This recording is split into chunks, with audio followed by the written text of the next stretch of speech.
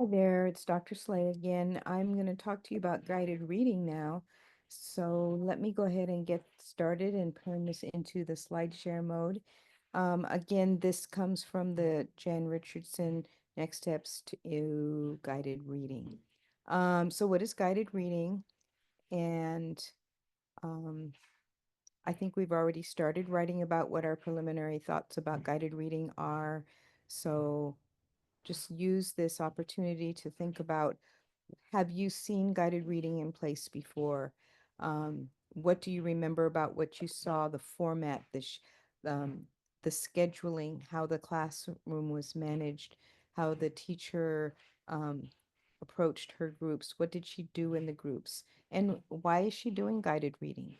I want you to remember that some people will think, oh, we don't do guided reading anymore. We just do phonics. Well, that's not best practice. Guided reading is indeed very important in reading instruction because that's where you're going to get the most bang for your buck. This is where you do phonics and you do reading comprehension. This is where you listen to children read. This is where you teach them, redirect them. You can even write together. There's a lot of activities that Jan Richardson goes through in the book. So she uses this assess and decide and guide framework. If you didn't necessarily see that already, notice it's a circle, so it's constantly going round and round. It's very cyclical. It's where you must look at assessing what children can do. What are their reading habits? What is their uh, vocabulary? Where this is where you get to look at their developmental stage in reading and address it accordingly. And this is where you're checking to their comprehension. When you get to the decide stage, you are looking at formal and informal assessments to help you form your groups. Some will be flexible and some are going to be based on individual needs. Um, you're going to pinpoint specific instruction. You're going to help make decisions about the text that students need in those groups. You'll evaluate, differentiate, and monitor their progress. A lot of teachers use notebooks to monitor progress because you can't remember everything that's going on. And a lot of it is oral, a lot of it is observation in the moment. It's not something that they're turning into you. And then, of course, the guide stage has to do with the framework in this book that helps students, helps teachers to work through the zone of proximal development, that ZPD, which of course we get from Lev Vygotsky. Hopefully you've heard that term before. If not, please get it ingrained in your head because it is something you will hear in your school districts. What it means is that you are working in a student's optimal instructional area. You are working where they need to be. You're not teaching something that is too hard or something that is too easy. Um, all right, let's move on. So here's a couple of different videos that you'll see that this PowerPoint's already posted. You can go through the videos and learn more about her series. She's got a book. I'll just start it. I don't want to go all the way through, but you'll see that she's got K2 next steps to guided reading, and then she has one for grades 3 and up. So she really does Welcome to this break video. um, her work down according to the grade levels. You should know what those resources are. Also know that a lot of school districts do use Jan Richardson's book, her work. I encourage you to hang on to this book that I've asked you to buy because it is a useful resource. You don't know what you're going to be teaching. You may end up teaching over time multiple grade levels, and you need something that you can go back to. Um, so the book contains many resources that you can use every day. There's things that you can download, just follow the instructions. And some of the videos will take you through that through NSF, free resources, etc. Whoops, going too fast. So let's look at this. The definition of guided reading. Guided reading is a small group in differentiated instruction that supports students in developing their reading proficiency. That comes out of page 13. So essential guided reading formations or different ways of grouping it. is number one for small group instruction. It is also instructional level text instruction and targeted teaching. So what I mean by that is you are working with kids in small groups because we know that's far more effective than whole group. You lose them in whole group, they're not all, whole group is would assume that everybody's at the same level. Well, you pull your kids that are at the same level for what it is that you want to teach in guided reading. The instructional level texts are what you're working with in that small group. And because some kids progress more quickly than others, or master a certain phonics skill at a different rate than someone else, your groups will be flexible. Some groups, kids will stay in the group and some will move into another group depending on what you're trying to get them to master. So that's where you move into the targeted teaching. You're teaching skills. This is very much skills practice and skills work with kids as close to one-on-one as you can get. So you usually have 4 to 6 students. It's needs-based and it's flexible, as I just described. Groups change according to student progress, and the time should allow students to take risks, maybe to problem solve the text. Maybe they're trying to figure out how to read something, so you're there to help them through that process. You do a lot of think alouds and prompting to get them there and to help them construct meaning. At the end of the day, we read for meaning. So one of the things that I want you to notice here is that there's a few sites in, let's see if I can pull it up right now. I'm going to go backwards because I want to show you. Wrong tab, wrong tab. Yep, right here. Under the reading workshop, under content and resources for module 4, right there, you'll see it. You're going to see the video that this is the PowerPoint that I'm showing you right now. It's not narrated, so it's just you can go through it on your own. And you can click on things on your own. Then you see right here, you're going to see some links that take you to Scholastic, who I believe Scholastic, yeah, they published the book. So they have some resources and articles that I want you to spend some time looking through. I think you'll find it useful for this and other things. And then, of course, here's another resource for being able to get your hands on some leveled text. Now, your schools will help you with that as well, but I know some people start putting together resources on their own. Then the other thing that I want you to see in here is, let's see, it's this one. This is a fabulous resource. Look at this. This is Jen Richardson's website, and she has resources. She has an article that she's written that really addresses the guided sorry the science I'm tired the science of teaching reading. She's got video clips. She's not in Texas, so she addresses the Common Core standards, which are very much the Texas standards and the Common Core align a, a bit. And so it's just a good resource that I really encourage you to check out. Here's Jack Hartman. I know a lot of people use Jack Hartman. She's got literacy tips. So when you're stuck, what do? You can go and look at her website. So I think you'll find it useful. I would bookmark it, put it in make yourself a tab of all the things that you find in your course, this course and other courses, say, reading, art, whatever subject, so that you can go back and use those at another time. We want everything that we do to be practical. Now I have to find my PowerPoint. Here we go. This is where we were. Let's see. So here's the site. Let me go back and do the slideshow, make it big. So let's talk about selecting text. When you're selecting a text, you want it to be just a little bit harder than what the kids can read. You want them to always live up to a goal that you're setting. Your goal is to get them to independent level, but you have to move through the instructional level, which means that it is slightly difficult or just a tad too hard. And she talks about that on page 14. If it's too easy, they're not learning anything. If it is too hard, it's the frustration level. Well, they're not learning anything when they're frustrated.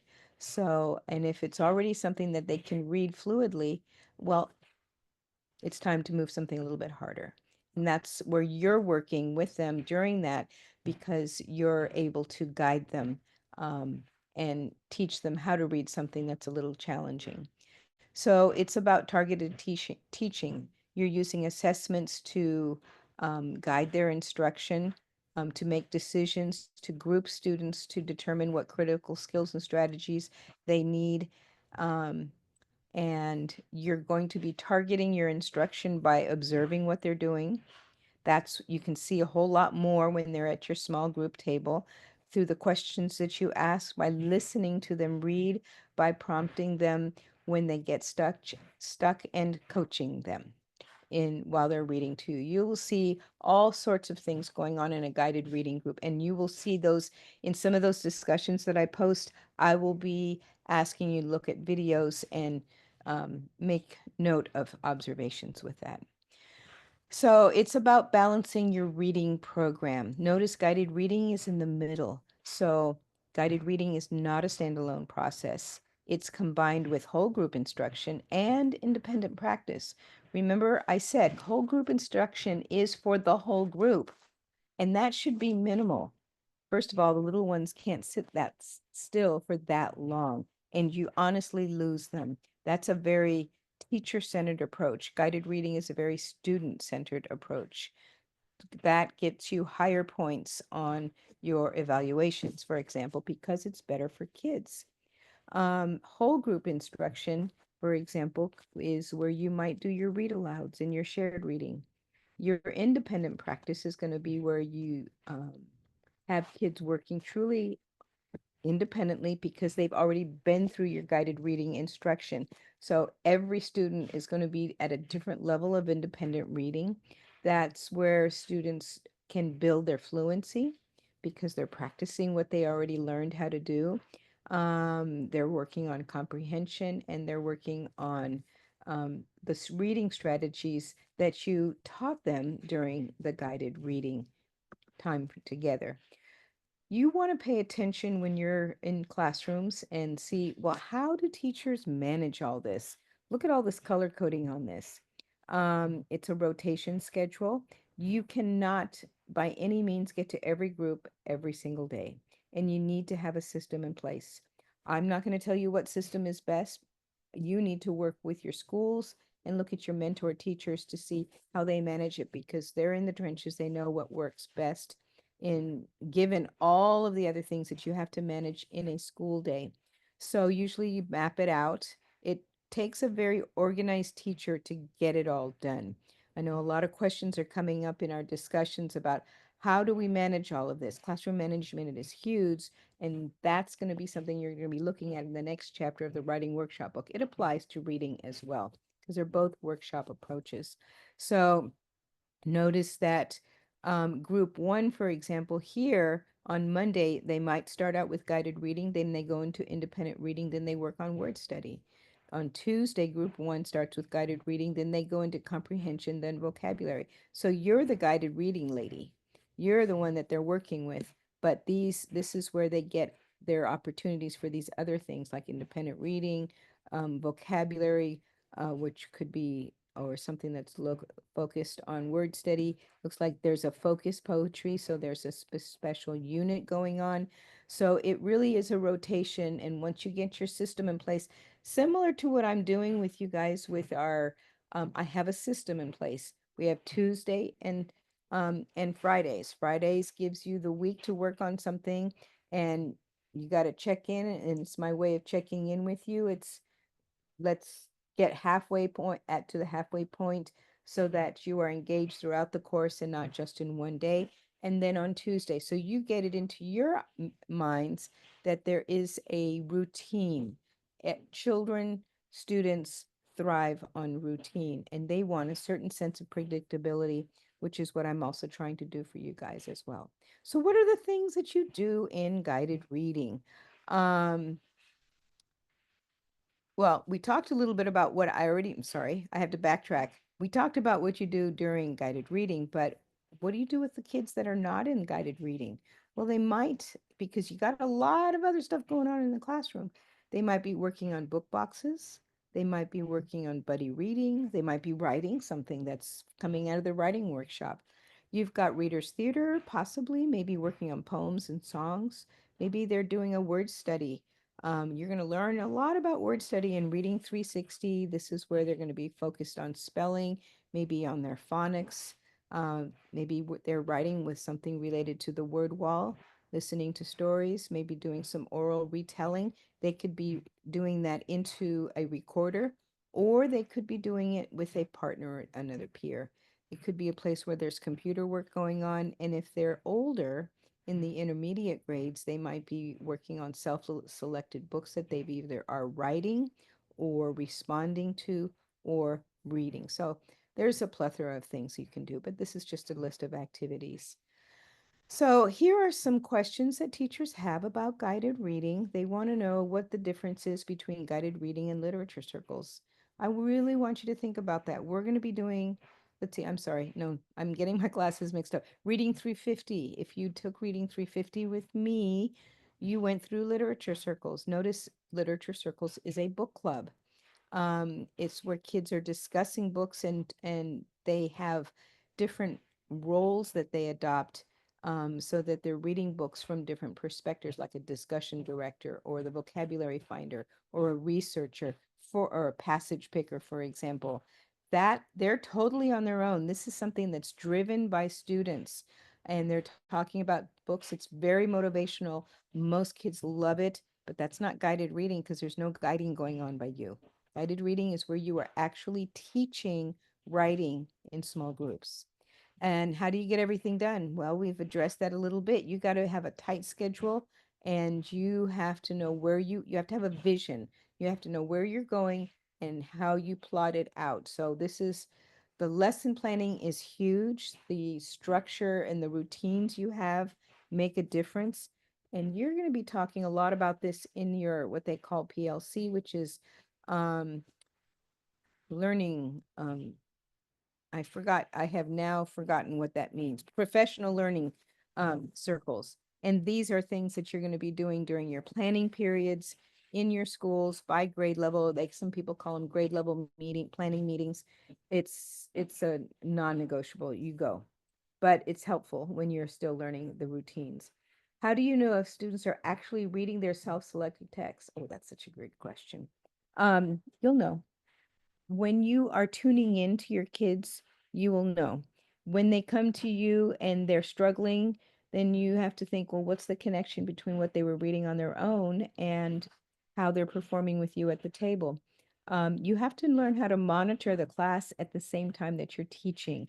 Sometimes that means you stand up and look around. You take a quick walk around the classroom, redirect if you need to, take a couple of notes. That's some places they call that active monitoring, and then you come back to your table and continue working with your kids. I became a master of detecting who was reading and who wasn't. Um, Kids, when they get older, like to camouflage their reading when they're struggling because they're embarrassed. So when a kid has their book in their face, they're not reading. Um, they think they're reading and they think they're hiding, but they're not reading because just because their face is in their book. A lot of times you also look at the reading responses and see what they're doing with the text. That's another way to find out what are they getting from it. Are they actually reading it? You can also have them read aloud into a recorder to hear their prosody and how that's moving.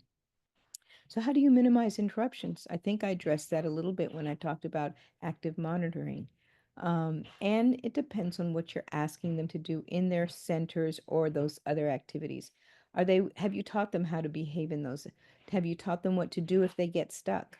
Some teachers have a routine called C3 before me. So that means see three other people before you come to the teacher because the teacher is busy working with students, but you have to put your systems in place. You're going to ask and find out what are other team members on your grade level doing. And what should the reading notebook look like at the intermediate level? Well, that depends on your curriculum, depends on the student's progress. But at that point in time, there should be doing some reading responses and writing a lot, um, because they're exercising what they have already learned how to do. So notice in the book that there's questions at the end of each chapter. Those are things that are common questions that Jen has found over time from working with teachers. You might find that information useful. It's also on her website. And there's a study guide. I will try to link that for you, but you can also access it through the book.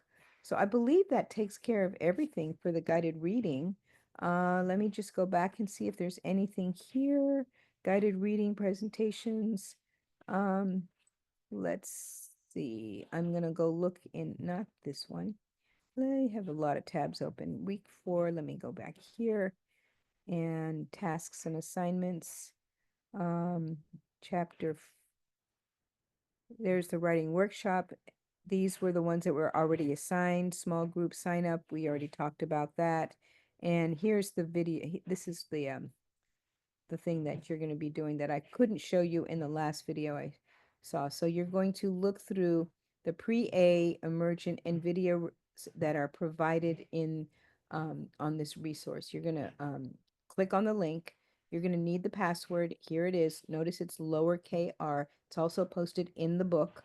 And you're going to write down your observations that you notice for each area for pre-A, emergent, and early literacy, and post them on the thread, and notice how is the process changing as they go through the stages. Share your thoughts. Notice it's only 10 points. There is no response. I do not want you to have to go back and do any peer response. I just want you to share what you're noticing, and then others can read your responses later on if they so like it. So not everything is a responding task, but you're going to be doing a lot of responding in the next two things, which is chapter 4 in the Writer's Workshop book and in the Where I'm From brainstorming task. So I'm going to go do the Where I'm From video next so that I can cut this one short. And I'll see you back in a little bit. Have a great evening. Bye-bye.